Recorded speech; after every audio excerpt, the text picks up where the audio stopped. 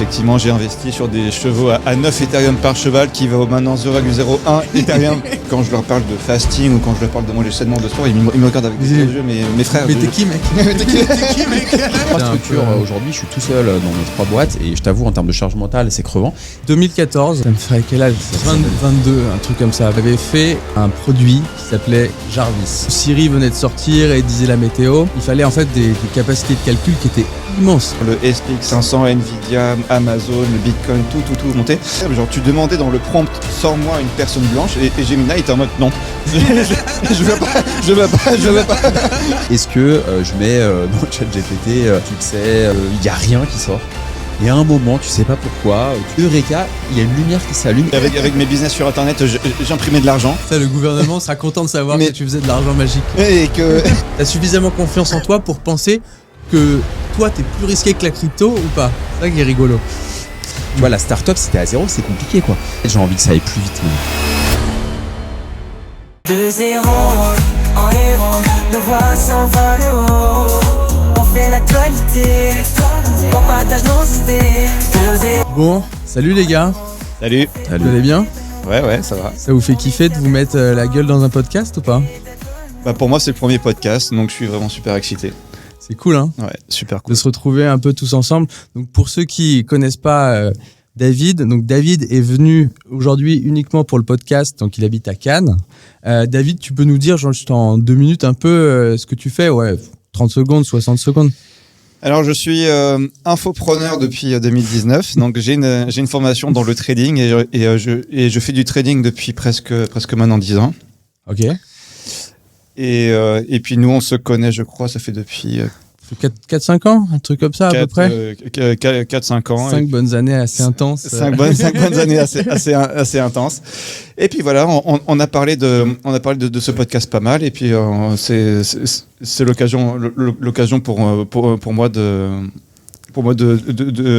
partager mon parcours, de ce que j'ai fait. Exercice, quoi, un peu. Exactement ça. C'est un peu comme quand tu vas au sport et que tu testes une nouvelle machine, quoi. T'es là, bon alors, je sais pas comment ça va se passer et tout, mais il faut tester, il faut passer le pas. J'aurais jamais fait ce parallèle, mais oui, c'est vrai.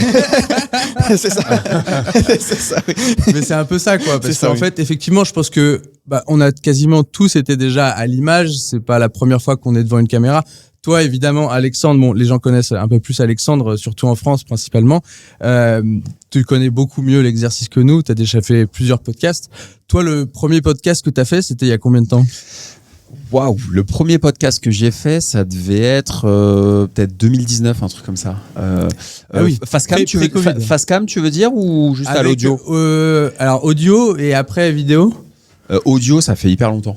D'accord. Donc tu avais déjà commencé même de 2016, 2014, début, avant, avec les premiers podcasters. Les premiers podcasts, les premiers Vraiment podcasters. Le truc où il y avait quasiment que sur Apple. Ouais, exactement. Incroyable. Le premier podcast, ça fait hyper longtemps. Et après, audio, facecam comme ça, avant le Covid.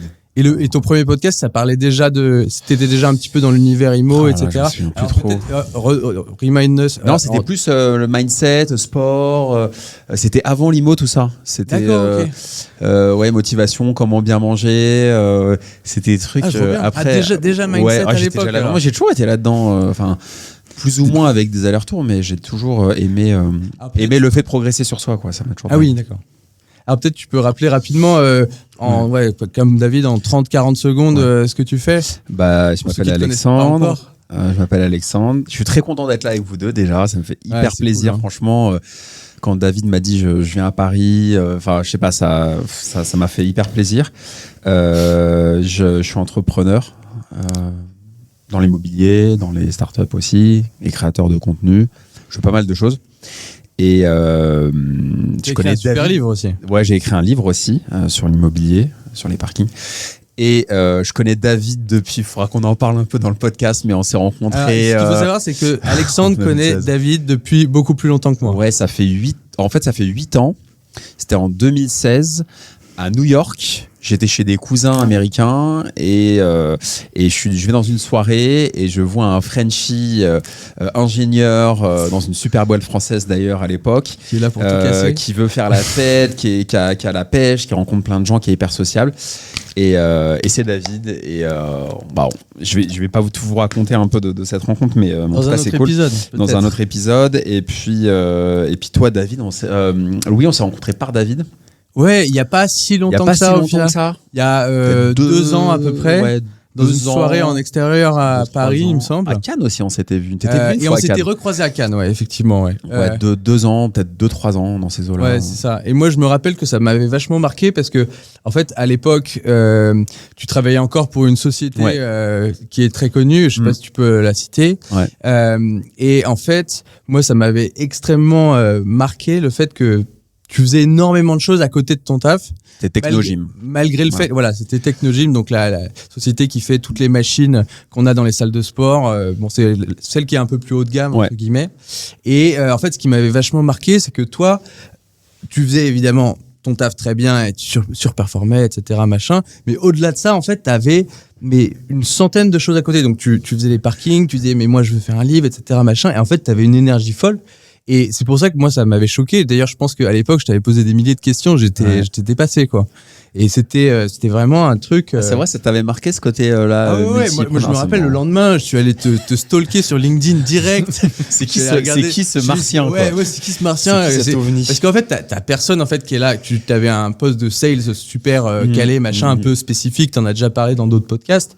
Et je disais, mais le mec, en fait, donc déjà, il fait ça. Déjà, il y a quand même beaucoup d'heures dans la semaine qui sont utilisées, tu vois, mais en plus il va encore plus loin à aller essayer de faire de l'IMO, mais pas de l'IMO comme tout le monde, donc les parkings, donc un peu smart, etc.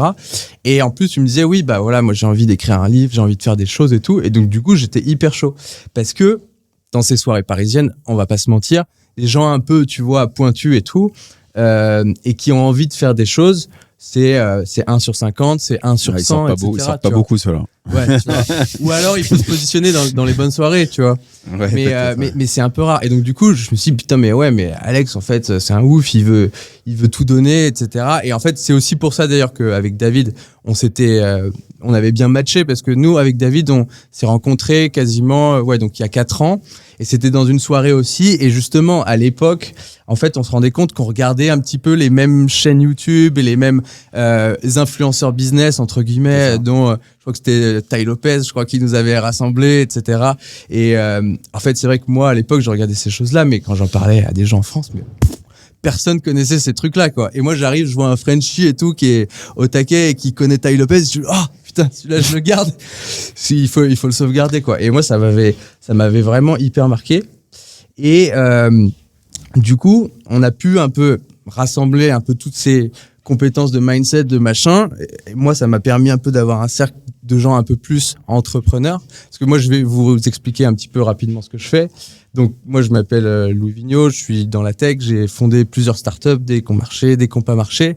J'ai commencé dans l'AI, après j'ai fait plus des réseaux sociaux, etc., dont une boîte qui est rentrée à Station F, on a été finaliste du concours d'architecture d'Amazon, et maintenant, je fais une nouvelle machine pour collecter les pourboires dans les restaurants. Et en fait, on s'est dit, mais là, en fait, les gars, maintenant, notre vie a un peu avancé, maintenant, on a un peu des choses à raconter, etc. Et puis en plus, là, on est tous ensemble ce week-end-là. David était monté à Paris, Alexandre avait un peu de temps. Faisons un podcast, quoi. Et donc du coup, voilà pourquoi on est là aujourd'hui. Et alors, il y a une question qu'on s'était posée, c'est mais comment on va l'appeler ce podcast ? Et ça c'était technique un petit peu comme sujet. Ouais, c'était un petit peu technique, mais je pense qu'on a trouvé hier, on a débriefé sur notre groupe WhatsApp et on a trouvé une bonne idée. 0 to 1. Non, en fait, on ne sait pas encore si on va garder la version anglaise ou version française. Alors, l'idée, c'est nous sommes des entrepreneurs qui sommes qui sont pas encore successful, mais qui sommes bien partis, disons. On est entre les deux. Entre le 0 et le 1. Entre les deux. Et en fait, le but de ce podcast, tu me corriges si je me trompe, c'est d'inspirer les gens qui sont à 0. En fait, et par 0, je veux dire, c'est pas péjoratif du tout. Ce sont les gens qui veulent commencer quelque chose, qui sont encore stagnants. Et qui n'ont pas encore passé le pas.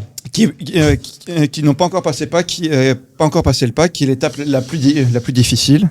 Et donc, c'est pour ça que sur le chemin de 0 à 100, pour moi, l'étape qui a été vraiment la plus dure, parce que ça a vraiment pris plusieurs années, pour que je passe de cette étape de 0 à 1. 0. Parce que c'est ça, effectivement, en fait. Nous, on a tous démarré notre aventure entrepreneuriale d'une manière un petit peu différente, quoi.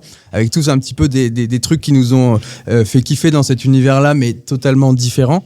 Et en fait, c'est vrai que de passer à c'est un truc qui te fait kiffer, où vraiment tu entreprends des choses, tu modifies ta vie, etc. Et genre, quand tu te réveilles le matin, c'est ça, quoi. C'est vrai qu'entre le 0 et le 1, en fait, il y a un univers, quoi. Et c'est hyper compliqué. Et en fait, c'est vrai que nous, on voulait essayer de faire un podcast, pas forcément pour les gens qui sont déjà genre over successful, qui ont fait des exits à plus de 10 millions, etc. machin, parce que il y a déjà du contenu qui existe là-dessus et nous, on n'est pas encore là, donc on n'est pas forcément encore légitime de ouf pour pouvoir targeter ça. Cependant, nous, la partie d'avant, on l'a faite. On s'est pris des briques dans la gueule. Ça a été difficile. Je pense que on s'est pris des milliers de briques, nous tous. Alex, je pense que tu diras oui. Ouais, bien sûr. David, les briques, tu connais aussi, je pense. Il n'y a aucun problème. Et donc, du coup, de raconter un peu, nous, l'expérience qu'on a eue de ce côté-là et de pouvoir un petit peu échanger sur les sujets d'aujourd'hui liés à notre expérience de ce level-là où on en est. Et puis après aller encore plus loin parce que nous voilà, ce qu'on veut c'est être à 1 et à 100 aussi, quoi. Un peu comme tous les gens qui vont sûrement regarder ce podcast. Ah, c'est vrai, mais toi t'es un vrai entrepreneur, Louis, parce que t'as entrepris avant nous presque quand même, hein. Je sais plus quand est-ce que j'ai commencé. Je sais pas quand est-ce que t'as commencé. J'ai commencé en 2014. Ah ouais, donc c'était. Je sais pas, ça me ferait quel âge? 30, 15 ans. Ça fait 10 ans, un peu moins de 10 ans. Quand j'avais 22, un truc comme ça à peu près. Et alors à l'époque, ça va vous faire vachement rire parce que c'est un petit peu dans les sujets d'actualité. En fait, on avait fait donc un produit qui s'appelait Jarvis. Et à l'époque de 2014, je sais pas si vous vous rappelez, mais en fait, c'était l'époque où Siri venait de sortir et disait la météo. Google Assistant n'existait pas, Alexa n'existait pas non plus. Et en fait, on voulait faire un assistant personnel qui remplace 90% de tes usages web.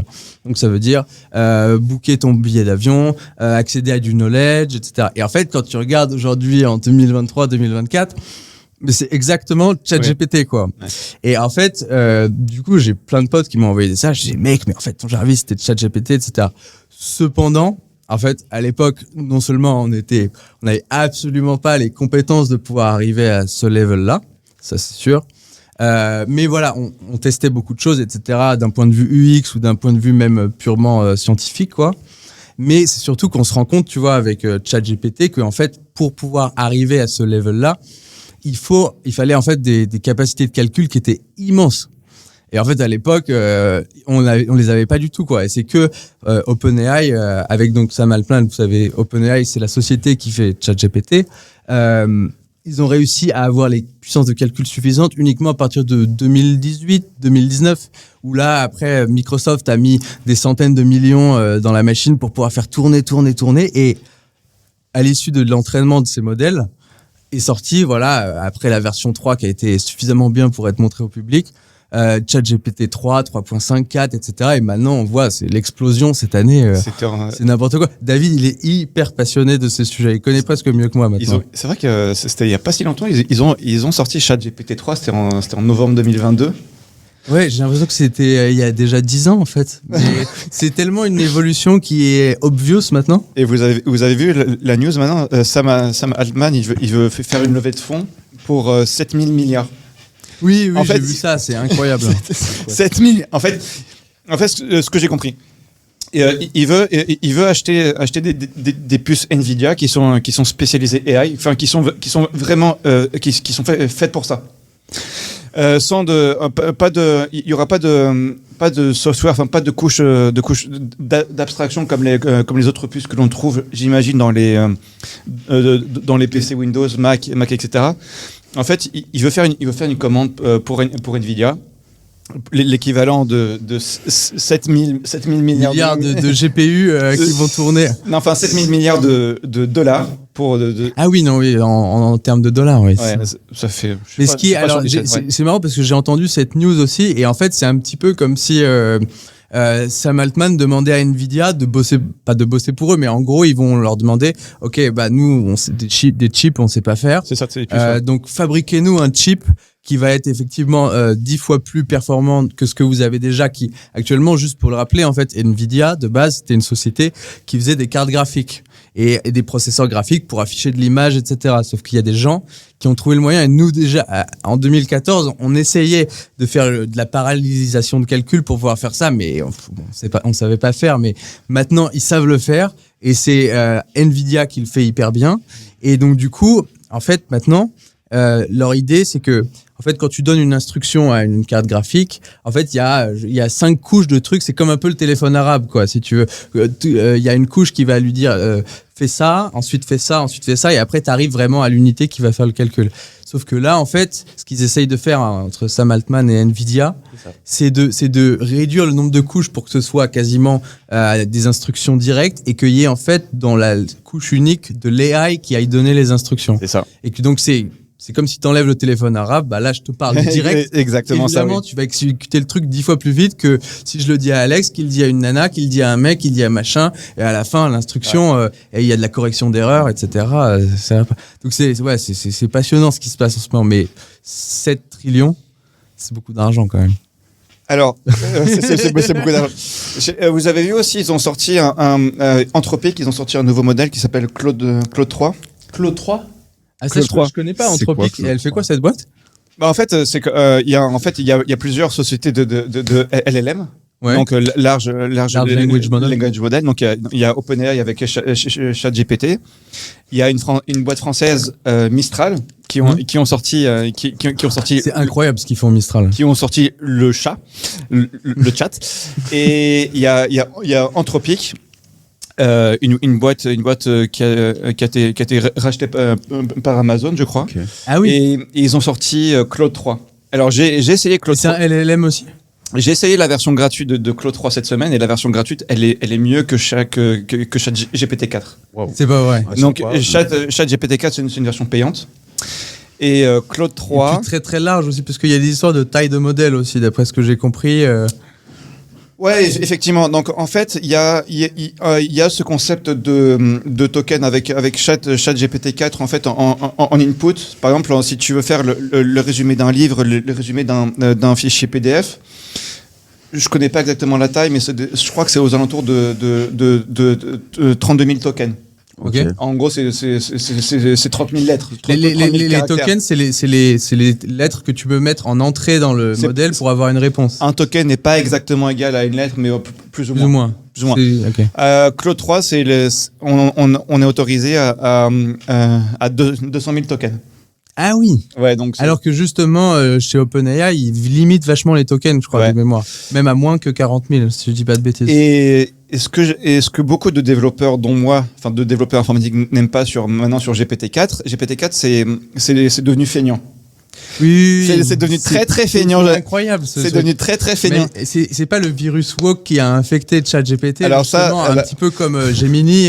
C'est incroyable ces histoires, Alexandre. Je sais pas si tu es au courant, mais en fait, au début, il y a effectivement tous ces scientifiques, donc chez Google, chez OpenAI, qui ont fait un modèle où, hop, ils ont ouvert tous les robinets et se sont rendus compte que voilà, ça donnait pas toujours des réponses qui étaient très woke safe entre guillemets, et donc du coup après ils sont dû aller rajouter des milliers de lignes de code pour que ça devienne safe, et c'est venu jusqu'au point où là Gemini, donc l'AI de Google, quand tu lui demandais de mettre celui qui a constitué les États-Unis, il te mettait un gars black, machin, enfin des trucs complètement déconnectés de la réalité en fait, qui n'avaient rien à voir en fait, et ils étaient complètement et maintenant en fait, donc du coup ça c'est tellement parti en couille qu'ils ont dû fermer le modèle.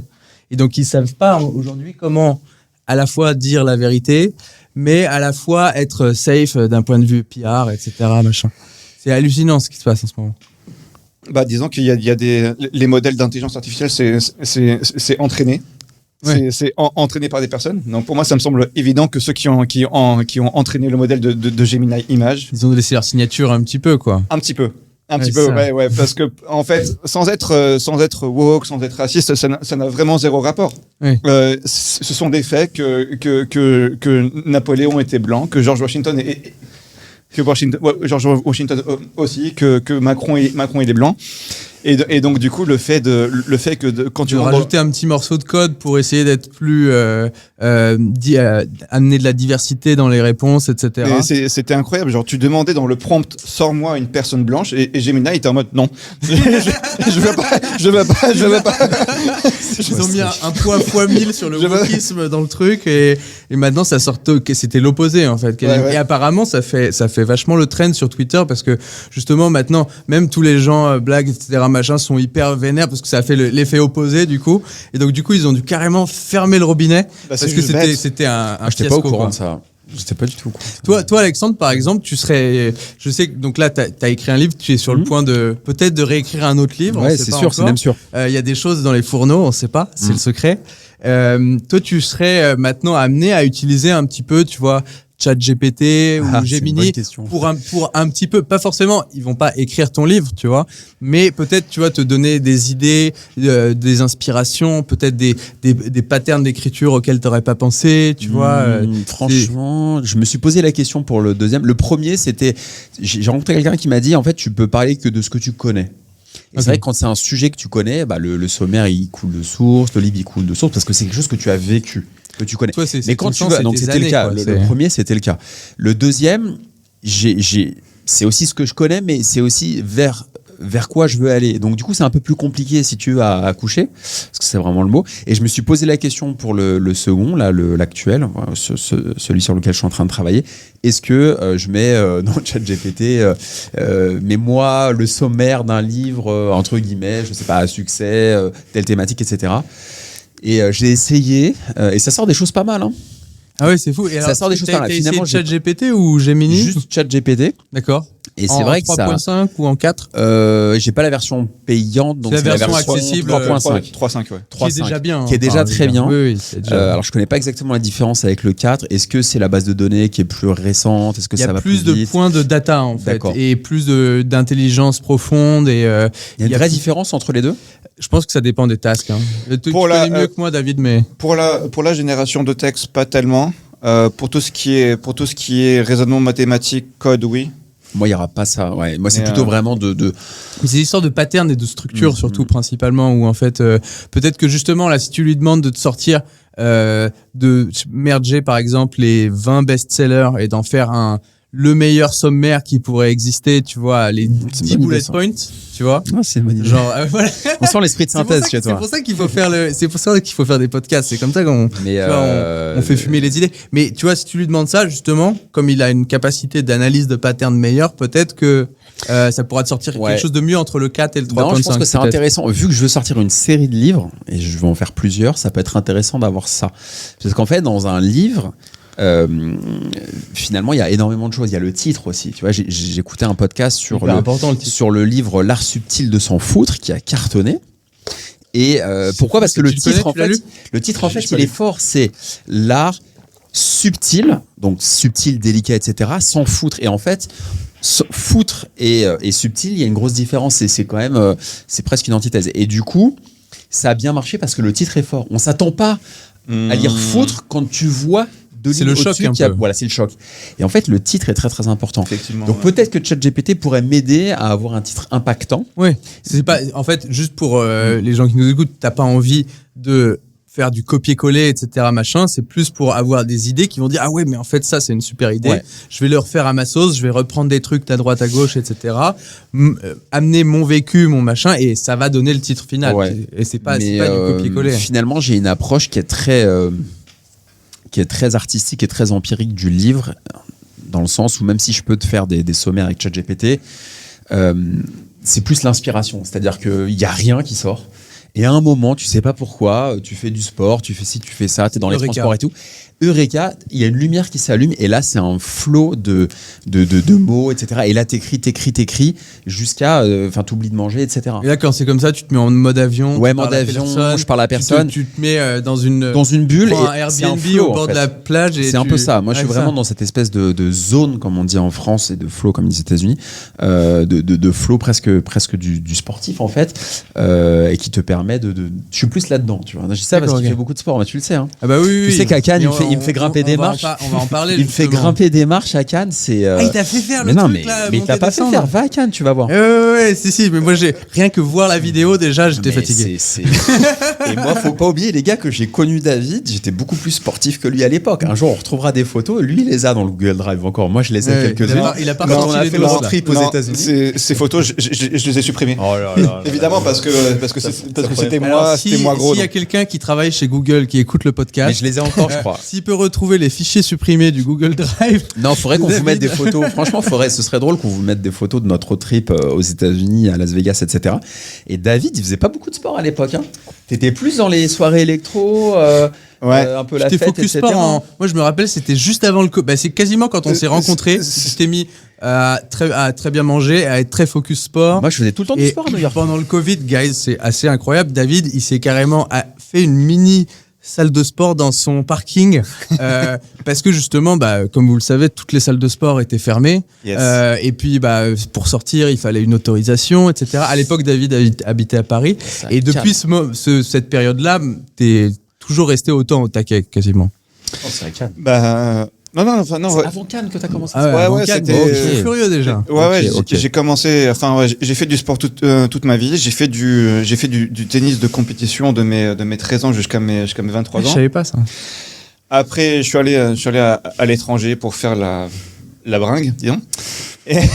Et quand je suis revenu effectivement des États-Unis, j'avais pris un petit peu de poids, j'avais d'autres priorités dans la vie, et puis avec Covid,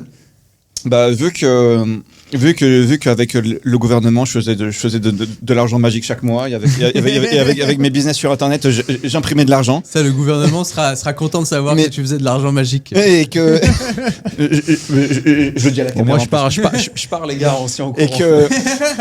Et que voilà, je faisais de l'argent, mais vu que j'étais chez moi, et à cause de la quarantaine. Putain, j'ai pas dit le mot quarantaine, ça fait 4 ans.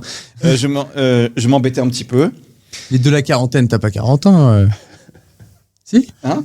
De la quarantaine, j'ai pas 40. Non, en fait, peut-être que je me trompe de mot. En fait, je pense que le mot français. La quarantaine, le fait d'être resté chez soi, t'as pas le droit de sortir. C'est une quarantaine. En France, c'est des mots bizarres. Hein. Je comprends rien. Bon, j'aurais dû dire lockdown. Excusez-moi. C'est peut-être ça qui a pas tilté. Donc voilà, je me suis mis au sport et j'ai écouté tous les podcasts possibles et je le fais d'ailleurs actuellement, tous les podcasts possibles sur la santé, sur la diète, sur les optimisations que l'on peut faire, point de vue muscu, point de vue nutrition, et aussi ce que les gens savent pas, c'est que David, c'était à partir du mois d'octobre, s'est mis comme défi de mettre en route en fait un compte Instagram. De manière hyper qualitative et où donc il s'est formé vachement sur vraiment quelles étaient toutes les good practices, vraiment au millimètre comme le font tous les gens. On mettra le lien ou pas en description? Il faut c'est David qui décide. Alors le chemin que j'ai fait avec cette chaîne Instagram, c'était hyper intéressant de voir tout le cheminement où justement tu l'as fait un peu en mode startup où au début tu vois la qualité était pas ouf, mais il fallait shipper pour tester justement, et plus ça avançait, plus la qualité était bonne. Et justement, moi c'était une de mes questions que j'avais, mais du coup j'ai même pas besoin de la lire. Vas-y.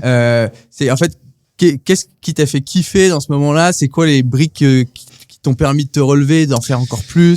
Ça devait être ouf comme expérience. Alors ce qui m'a fait kiffer, je dirais que c'est le syndrome de l'objet brillant. C'était genre un nouveau projet. Je m'étais dit ok, cool. Alors, avec cette chaîne Instagram, le chemin que j'ai fait, c'est de 0 to 1 et 1 to 0. Je l'ai fait, je pense 5 semaines. Ok. 5 semaines, truc comme ça. Et puis. Ça a duré pas plus que 5 semaines? Ouais, juste 5 semaines. Et tous les jours. Hein. Et puis, moi, si je 5 x 7, ça fait déjà beaucoup. Et moi, si je le faisais, en fait, là, je l'ai commencé pour les mauvaises raisons. Je l'ai pas fait par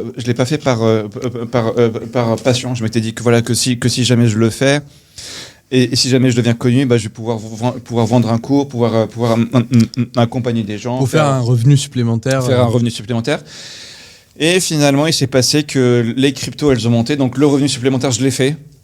De manière plus stressante, mais voilà. Mais c'est aussi lié au bull run du moment, justement. Ah ouais, absolument. Parce que selon toi, le bull run, toi, tu as vu un effet positif sur tes assets à partir d'il y a 2 mois, À partir de, en fait, à partir de octobre 2023, je dirais. Octobre 2023, ah oui, d'accord. Okay. En fait, les investisseurs retail, ils ressentent le bull run une fois que Bitcoin il arrive sur les plus hauts, enfin sur les plus hauts précédents. Donc là, toi, tu avais déjà des signaux avant, en fait. Ouais, un peu en avance. J'avais des signaux vers Bitcoin dans les 16 000 $. Ah oui, c'est ça.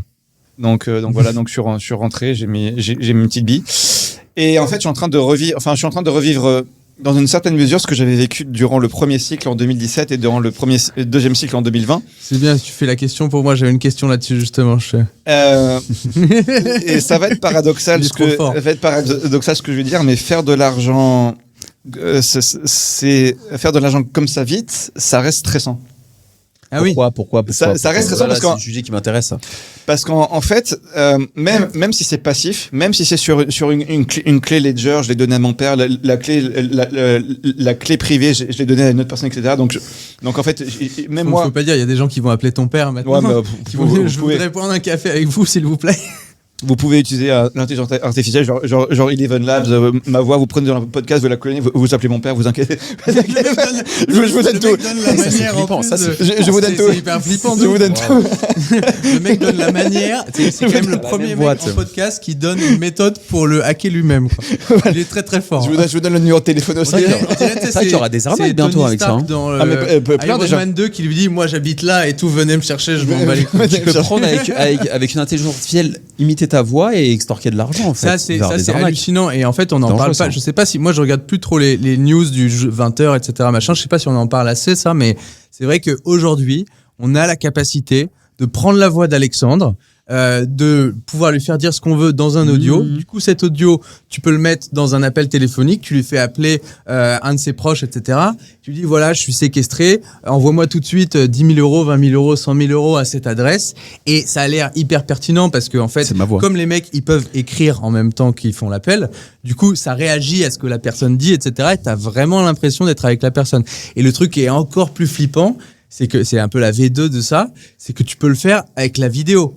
Donc, c'est genre, tu fais un FaceTime, machin, et en fait, c'est la gueule d'Alexandre qui bouge, etc., la voix d'Alexandre, et envoyez-moi 15 000 euros, 20 000 euros, machin, etc. C'est un peu comme les trucs avec Macron sur TikTok et compagnie, c'est comme les... Ah oui, ils ont fait un faux Macron, là. Macron qui danse, c'est ça, exactement. C'est hyper flippant. Et moi, ce qui me fait un peu peur, c'est que j'ai l'impression qu'il n'y a pas encore trop une démocratisation de l'explication de ça aux gens.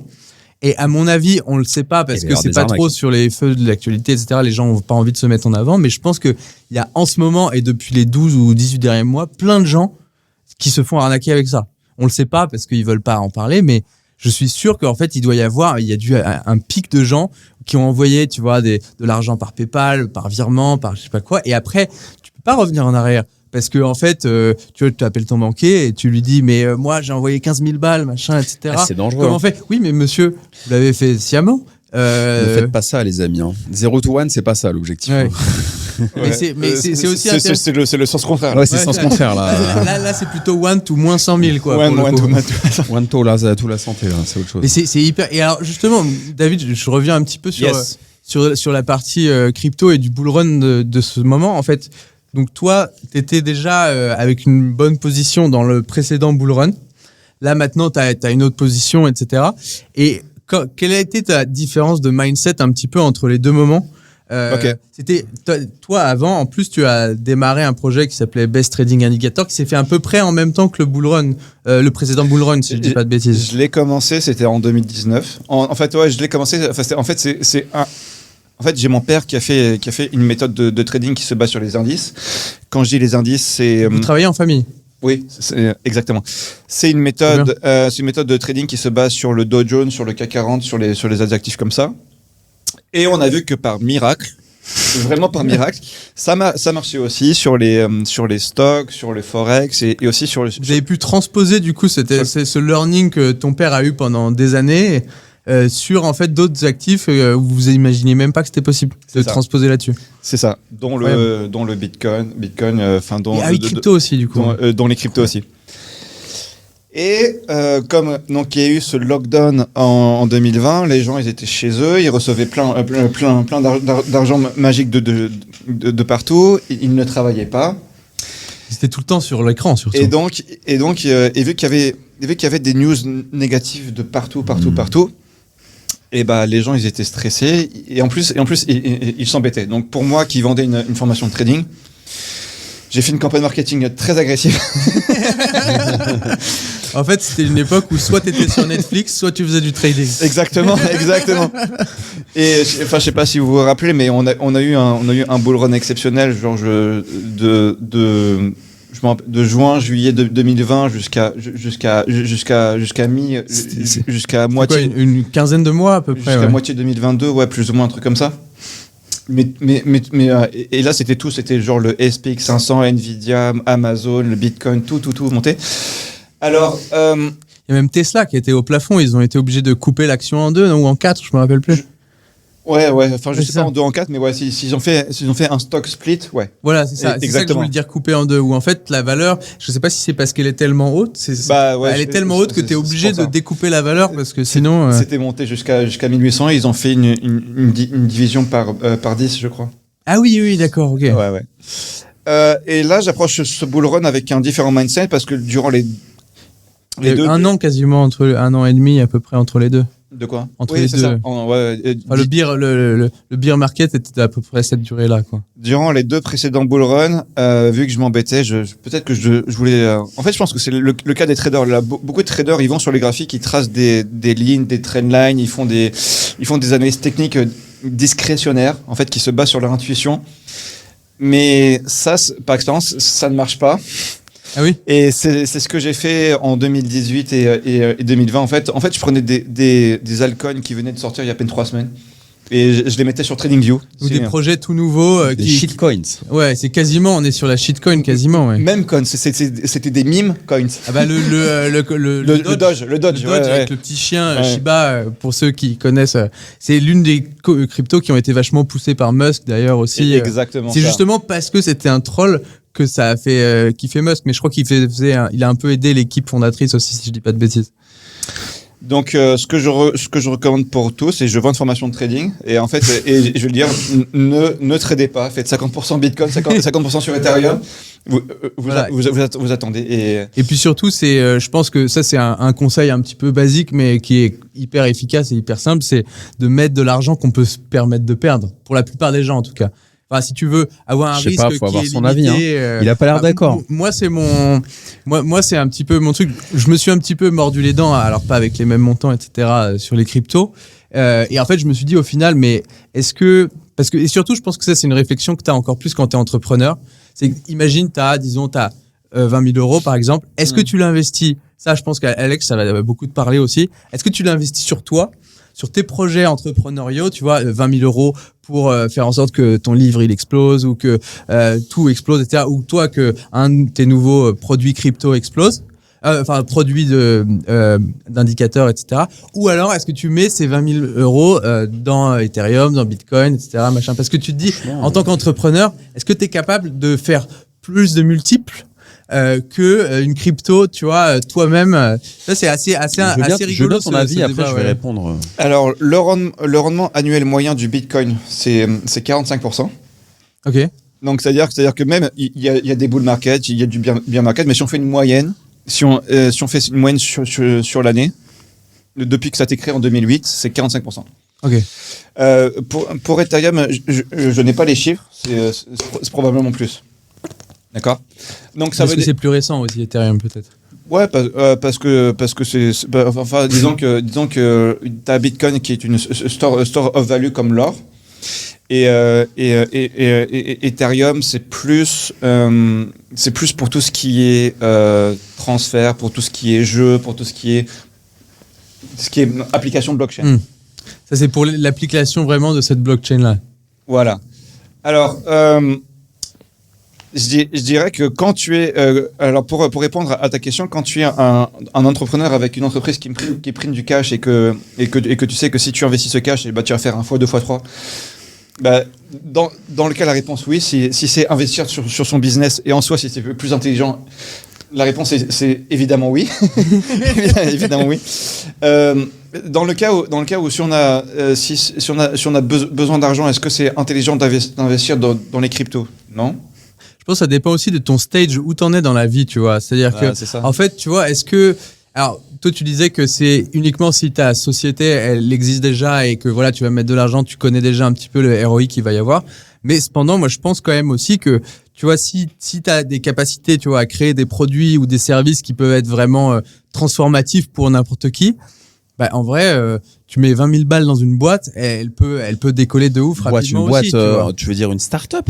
Une start-up, par exemple. Ouais, c'est risqué. Moi, je sais pas, franchement, 20 000 euros, si quelqu'un nous regarde. C'est plus de risque. Mais en fait, je pense, ta capacité à savoir à quel point t'es bon et à quel point, où est-ce que tu situes ton risque, en fait, je pense. En fait, tu parles de quoi? Tu parles de... Mais c'est vrai que, et c'est ça qui est hyper intéressant. Est-ce que, justement, t'as suffisamment confiance en toi pour penser que toi, t'es plus risqué que la crypto ou pas? C'est ça qui est rigolo.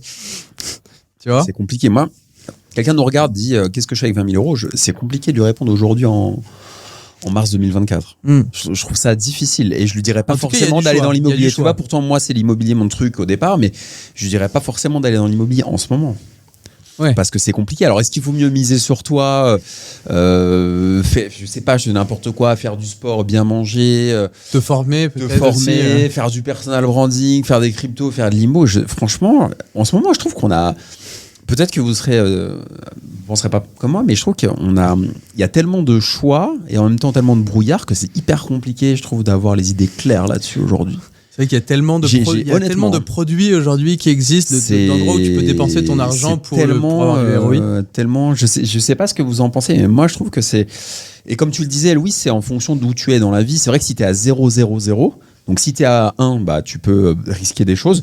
Tu vois, la start-up, si tu es à 0, c'est compliqué, quoi. Si tu as 30 000 sur ton compte parce que mamie t'a filé 30 000 quand elle a passé l'arme à gauche et que du coup tu te dis je vais mettre 20 sur 30 dans une start-up, c'est chaud quand même. Mais est-ce que tu es capable de dire, pourtant, je vais mettre 20 sur 30 sur Ethereum, par exemple? C'est ça qui est particulier aussi, tu vois. Et puis tu vois, le Bitcoin, les cryptos, moi j'ai des copains qui essaient tout le temps, on déjeunait ensemble, mets-toi, mais j'ai jamais vraiment fait, pas beaucoup. Je crois que j'avais ouvert un MetaMask. C'est ça que je me demandais justement, Alexandre, j'avais une question pour toi là-dessus.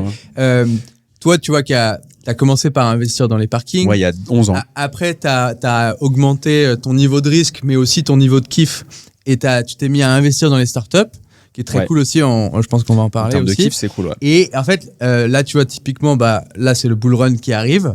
Est-ce que c'est un truc qui t'est mis à te séduire un peu plus? Parce que maintenant, vu que c'est peut-être le deuxième bull run, vu que t'étais vachement plus axé investissement, etc. dans les 5 dernières années, là, c'est ton deuxième bull run depuis que t'es focus là-dessus. Est-ce que maintenant, c'est un truc qui commence à te séduire? Tu commences à un peu plus te dire, ouais, peut-être je vais le faire. Parce que c'est quand même assez loin, tu vois, du parking, de la pierre, de machin, etc. Ouais, ça me séduit. J'en ai un peu marre du parking, de la pierre, de tout ce qui est un peu avec c'est moins kiff, avec beaucoup d'inertie en fait. Et en fait, j'ai envie que ça aille plus vite maintenant.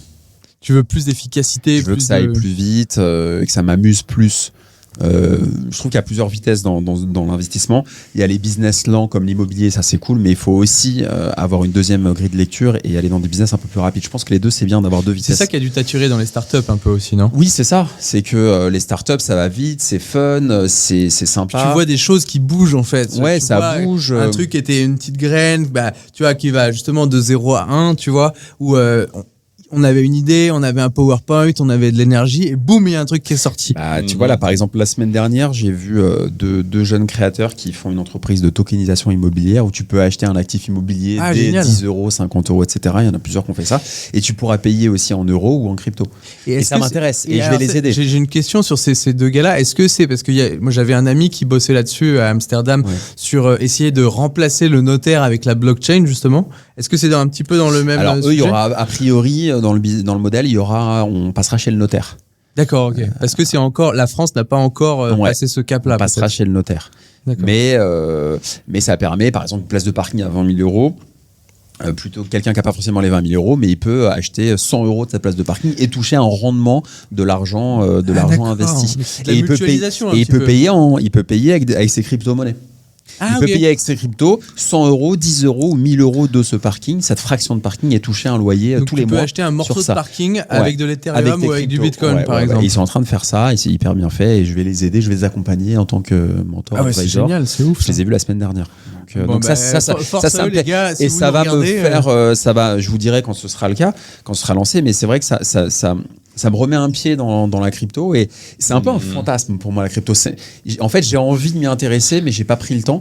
Mais ça me fait briller les yeux quand même. Franchement, je suis pas du tout méprisant par rapport aux crypto. Tu vois, j'ai pas de posture en disant non, moi je suis dans l'immobilier, les cryptos c'est nul. Non, c'est pas scam, ça m'intéresse.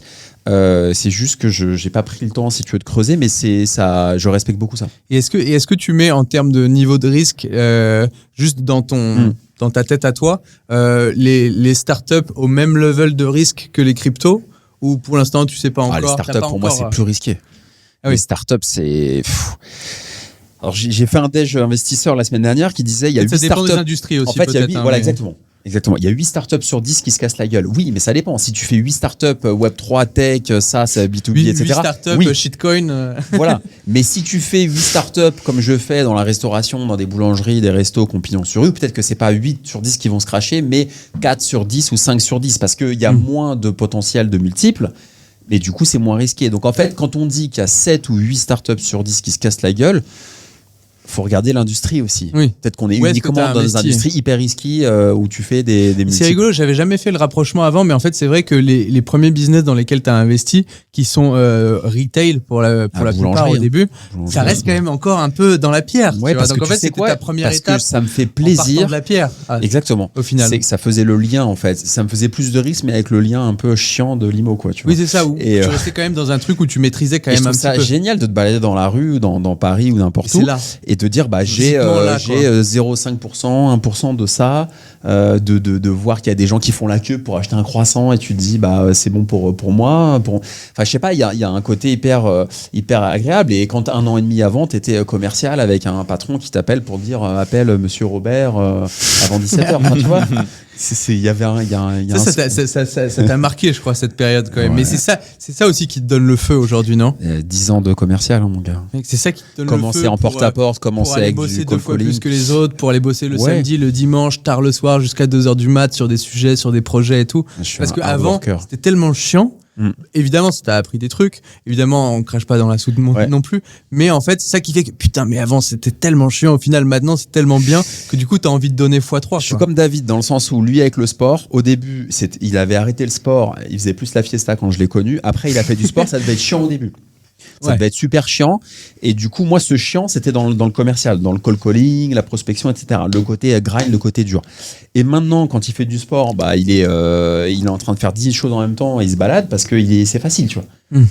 Pour faire des pompes, des sauter des marches, etc. Il le fait. Non, il peut faire même je suis dans les exercices même complexes. Il y a un truc qu'il fait où il se met en arrière carrément. Parce qu'il a gardé en mémoire. En fait, je pense que son corps et son mental a gardé en mémoire la difficulté et que maintenant c'est facile en fait.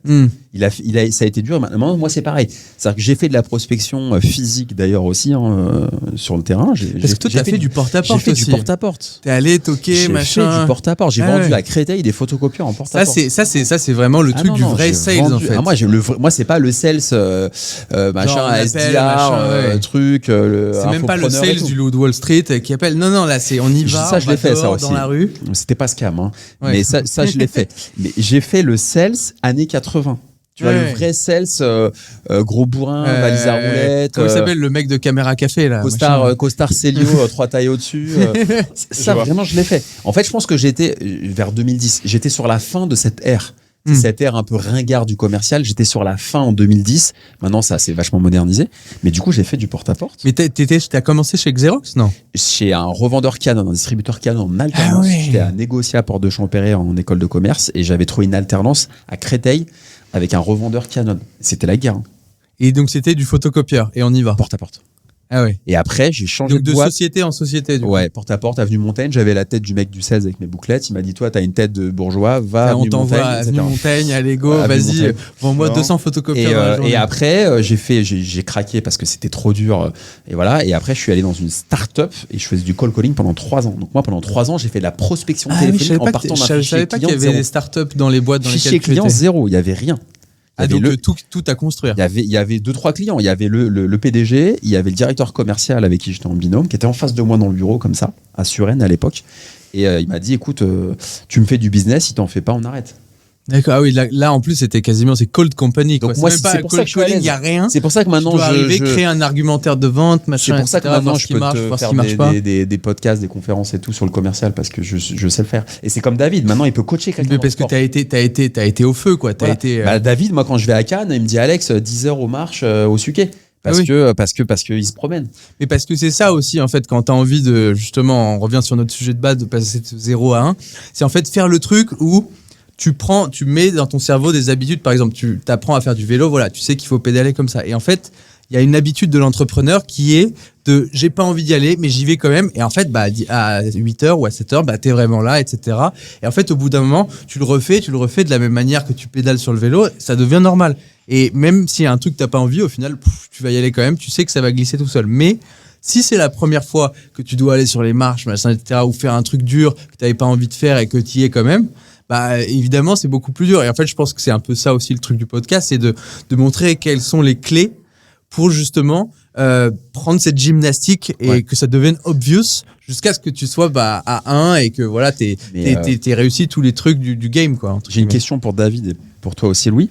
Du coup, en ce moment, je suis un peu burné parce que j'ai plein de sujets sur la compta, les machins. Enfin, j'ai un comptable. T'as beaucoup bossé là. Mais j'ai plein de sujets différents et je t'avoue, j'ai du mal à jongler. Et j'ai quand même 3 structures. Le contexte juridiques. switching. En fait, j'ai 3 structures aujourd'hui. Je suis tout seul dans mes 3 boîtes et je t'avoue, en termes de charge mentale, c'est crevant. Et je veux compenser par le sport. Donc, je fais du tennis tous les jours. Je fais du sport et je suis quand même burné.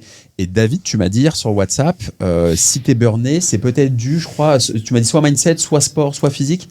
J'aimerais avoir physique. Ça m'intéresse. Alors, ce qu'il faut savoir, c'est que David a énormément bossé le sujet depuis plusieurs années. Il est legit. Mais au point où c'est une passion, c'est une passion hyper avancée. Je vais parler de ce que j'ai vu chez les autres et je parle de mon expérience personnelle. Je pense que le burn-out mental, c'est un mythe. Okay. Et que si on burn-out, c'est physiquement. Alors, ce que j'entends par là, c'est que pour moi, à chaque fois que je me sentais fatigué, que j'avais pas envie, que je commençais à être fatigué, etc. Ouais. C'est soit parce que je mangeais mal, soit parce que je dormais mal, soit parce que je prenais pas le soleil, soit parce que je faisais pas de sport. Et généralement, ce qui s'est passé durant les 2 précédents bull market sur les cryptos, c'était ça. J'étais dans une cave à mettre des sommes extravagantes sur des meme coins, sur des shitcoins. Je prenais pas le soleil. Sur des chevaux aussi. Ça, on en parlera plus tard, mais j'en parlerai. Ça, je savais pas. Alors, c'est des chevaux qui étaient virtuels, hein, juste pour ceux qui nous regardent. Ça, bon, petit contexte, il y avait cette hype de NFT en 2020-2021. Et effectivement, j'ai investi sur des chevaux à 9 Ethereum par cheval, qui vaut maintenant 0,01 Ethereum. Donc évidemment, c'est l'équivalent du poil du cheval que ça vaut maintenant, quoi, voilà. Même pas. Et en fait, les chevaux, si je dis pas de bêtises, pouvaient faire la course à l'intérieur du métaverse. Mais bon, voilà, on va pas s'étendre. C'est un autre sujet. C'est assez incroyable. Donc voilà, donc hier sur notre groupe WhatsApp, il y avait Alex, effectivement, tu as partagé, oui, je suis un petit peu burn-out en ce moment. Et là peut-être que j'étais probablement en cash. Mais t'as raison, tout le temps. Tout le temps. Et j'ai dit que, non, c'est parce que je le pense vraiment. Pour moi, quand on burn-out, c'est pas mental. J'ai pas de soleil depuis 3 mois, j'ai pas de soleil, je suis à Paris, il y a Paris. Mais alors ça, c'est le truc qui m'avait le plus choqué en fait dans ce que j'ai dit, c'est l'accès à la lumière naturelle. Il habite à Cannes. Une seconde, regarde-le, il va mieux. Une seconde, j'ai mon chauffeur de taxi hier qui m'a dit que durant le mois de février à Paris, en nombre d'heures de soleil, vous avez eu 35 heures. Ouais, sur le mois de février, Vous avez en nombre d'heures de soleil. Il n'y a pas de soleil. Vous avez un. Il n'y a pas de soleil. Il n'y a pas de soleil. Il faut que j'achète un truc. Tu l'as, toi, ce truc qui te met de la lumière là. Toi, t'as acheté un truc. Je crois que ça coûte quasiment rien. Alors, j'ai acheté sur Amazon où ça t'envoie en fait un certain spectre lumineux dans les yeux. Et en fait, ton rythme circadien se met à s'éveiller. Exactement, ça. C'est des. Donc, je suis pas filien. J'ai des lunettes de la marque Luminette que j'ai acheté 250 € sur Amazon. Et effectivement, je m'en sers le matin 30 minutes. Je les mets. Et donc, tu peux faire quelque chose en même temps que tu mets les lunettes. Bien sûr. Ouais. Tu peux manger, mais tu peux pas faire de l'ordi, par exemple. Si, tout. Si, je peux faire. Tu vois quand même à travers. Bien sûr. D'accord, ok. Je peux faire de l'ordi, je peux faire une marche dehors si je veux avec, je peux faire du sport, je peux lire, enfin voilà, je peux tout faire. Et le but c'est que même si je suis à Cannes durant l'hiver, les vrais premiers rayons de soleil c'est pas avant 10h, et que pour que mon cerveau, je lui dise voilà, c'est le matin, il est 6h du matin. Il faut se réveiller, donc je les mets 30 minutes. Et ça te permet d'avoir le même effet que si il était 10h30, sauf que là, il est 6 ou 7h, du coup, tu as plus d'heures dans la journée pour faire des trucs. Exactement. Et nous, en tant qu'humains, nous sommes des êtres vivants, nous sommes des fleurs, donc nous avons besoin de lumière. Ouais, non, c'est normal. Tu fais la photosynthèse, là, sur ta peau, là. Je suis convaincu. On voit comme il est bronzé, regardez. Hein. Mais c'est vrai que je suis convaincu. Non, mais là, je te rejoins, c'est le fait de ne pas avoir eu de soleil entre janvier et mars. Je pense que c'est un gros problème en termes c'est incroyable, de morale. Mais est-ce que c'est pas parce que l'être humain doit hiberner un peu, non? Non, on a besoin de soleil. C'est qu'il y a pas, à Paris, t'es à Paris aussi, il n'y a pas eu un rayon de soleil. C'était horrible. Tous les midis, je suis en train de jouer au tennis, il pleuvait tous les jours. Il n'y a pas un rayon de soleil. Et c'est vrai que quand tu bosses, et que tu sors dehors et que tu fais juste un tour comme pendant le confinement et qu'il fait nuit, qu'il n'y a pas de soleil, putain, c'est compliqué quand même d'avoir du moral. Hein. Et c'est vrai que donc d'après toi, c'est lié à ça. Donc c'est lié au soleil, c'est lié au sommeil, à l'alimentation, au sport. Sport, ouais. Et ton rythme circadien qui en fait est qui dans l'énergie, quoi. C'est ça que tu veux dire. Ah, c'est ça. Surtout. Ouais. C'est qu'en fait, c'est vraiment, t'as l'impression que c'est juste un truc où voilà, il fait jour, il fait nuit, etc. Mais en fait, ça active vraiment des trucs dans le cerveau pour te donner plus d'énergie à un moment X et que tu ne sois pas crevé à vouloir t'endormir. D'accord. Moi, en tant que trader, je me considère comme une sorte d'athlète, parce qu'en fait, il faut être performant, parce que chaque mauvaise décision que je vais prendre, ça peut entraîner une perte d'argent, en fait. Ouais, et puis significative. Et donc j'ai une to-do list chaque matin que j'appelle, en français c'est une checklist dorée. C'est la golden checklist. Et en gros, ouais, c'est mettre ses petites lunettes. Je vais dehors faire un tour pendant 15 minutes avant de bosser. Ouais, c'est bon, ça. Avant de bosser. C'est ça que je fais pas. Je devrais faire ça. Généralement, le matin, je mange pas. Je suis en fasting, parce que je me rends compte que quand j'ai le ventre vide, je pense clairement. Je pense plus. C'est beaucoup plus lucide, en fait. Les neurones fonctionnent beaucoup mieux, ouais. Et effectivement, la nuit, je me couche tôt. Je me couche aux alentours de 9h30, 10h. Donc, je sais que c'est pas très trendy de se dire. Où est le David de New York, quoi. Ouais. Bah, justement, ce soir, je vais sortir avec lui. Donc. Mais moi, c'est vrai que, alors, pour ceux qui nous écoutent. Avec vous, d'ailleurs. Ouais. Je peux venir, les gars. Il était déjà passé du côté clair de la force. Et c'est vrai que Alexandre a connu David du côté obscur de la force. Mais David, je l'ai connu, c'était pas le même homme. Hein. Ouais, non, mais c'est vrai qu'il a c'était pas le même homme. Alors, guys, je vais vous donner une info qui est absolument hallucinante, mais je pense que vous n'êtes pas prêts. C'est parce que c'est notre premier podcast aussi. On a quasiment déjà fait 1 heure de podcast. Vous vous rendez compte ? Je t'avais dit, ça passe hyper vite. Alors, pour ceux qui nous écoutent, j'avais préparé des milliers de trucs. J'avais un Google Docs long comme le bras, machin. J'avais 30. Je l'ai même pas regardé une seconde. J'avais 30 autres sujets prévus, mais. On n'aura pas le temps. Obligé de faire 30 podcasts supplémentaires. Mais en tout cas, les gars, moi j'ai trouvé ça une expérience exceptionnelle au final, parce que ça nous permet aussi, on se voit beaucoup en soirée et même on va au resto et tout, mais ça permet en fait d'aller un petit peu plus profond dans les sujets, je trouve. ce que tu ferais pas forcément quand t'es au resto et tout, parce que t'as un peu tout le monde et tout le monde peut pas forcément accrocher sur ces sujets parce que dans ton entourage au final t'as des entrepreneurs, mais t'as pas que des entrepreneurs et donc du coup c'est pas forcément des sujets qui parlent à tout le monde, et là de pouvoir aller un peu plus dans le fond, absolument, c'est trop bien en fait. Mais enfin je connais beaucoup d'entrepreneurs et de traders, et même eux quand je leur parle de fasting ou quand je leur parle de manger sainement de sport, ils me regardent avec des gros yeux, mes frères. Mais t'es qui mec? T'es qui mec? De quoi tu me parles en fait? Alors que moi je les vois, ils ont des sacs sous les yeux, les yeux pas d'accord, le gros bidon. Manger une entrecôte et être crevé, dormir direct. Bon, après manger mon entrecôte, je mange une entrecôte aussi. Ouais. Mais toi tu vas peut-être pas dormir pendant 6 heures après quoi. C'est peut-être la différence. Disons que pour pour conclure sur le sujet, parce que je sais qu'il ne reste que 5-10 minutes, le nombre de calories que je consomme sur une journée, je les compte. T'as un calorie counter. J'ai une app, c'est MyFitnessPal, truc comme ça. Faut que vous sachiez qu'on est affilié de rien du tout. Hein. Ce podcast pour l'instant nous coûte plus de l'argent qu'il en rapporte. Il n'y a pas d'objectif de conversion. On va donner des brands et des trucs machin. Pour l'instant c'est pas du tout de l'affiliation. Si vous pouvez acheter du Bitcoin, tu vois.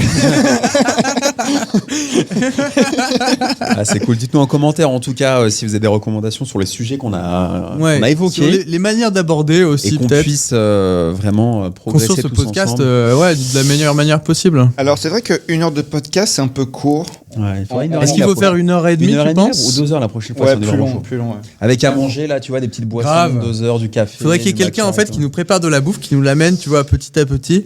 Et il y a une émission comme ça, je crois, au UK, où en fait, c'est en France, où on t'amène en fait des petites choses en dégustation en même temps qu'on fait. On prendra un stagiaire. Un alternant, il va venir. Mais ils le font pas ça pour le podcast Zero to One. Pour le podcast 99, de toute façon, ils font. Oui, c'est ça. avec 100 fois plus de budget. Où là, t'as le chef de tel pays qui vient, etc., qui dit voilà, alors, je vous interromps 2 minutes dans la conversation. Tel plat, voilà, qui est exceptionnel, que vous allez tester. Voilà, petit raisin, petite grappe. Je te la mets dans la bouche. Voilà. C'est un concept d'avoir de la bouffe et de manger en même temps, ce serait sympa. Moi, je trouve ça très cool, ouais, effectivement. Faut que juste que la mise au point, elle parte pas, on lui demandera après. Mais... Ouais, c'est ça, faut qu'il verrouille la mise au point. Bon, en tout cas, les gars, c'était une expérience exceptionnelle. Moi, j'ai bien kiffé. Yes. Et la prochaine fois, on le fait à Cannes ou quoi? Tu nous trouves un studio, David? Je m'en occupe. Allez, c'est parti. Bon bah voilà, j'espère que vous avez apprécié ce petit podcast. Nous en tout cas, on a bien kiffé. Dites-nous en commentaire voilà ce que vous aimeriez voir ou un petit peu des petites choses qu'on devrait corriger. Et puis voilà, on se dit à la prochaine fois les gars. Yes. Ça marche. À plus. À plus. 2-0 en héros, le voix s'envole haut. On fait l'actualité, on partage nos idées. 2-0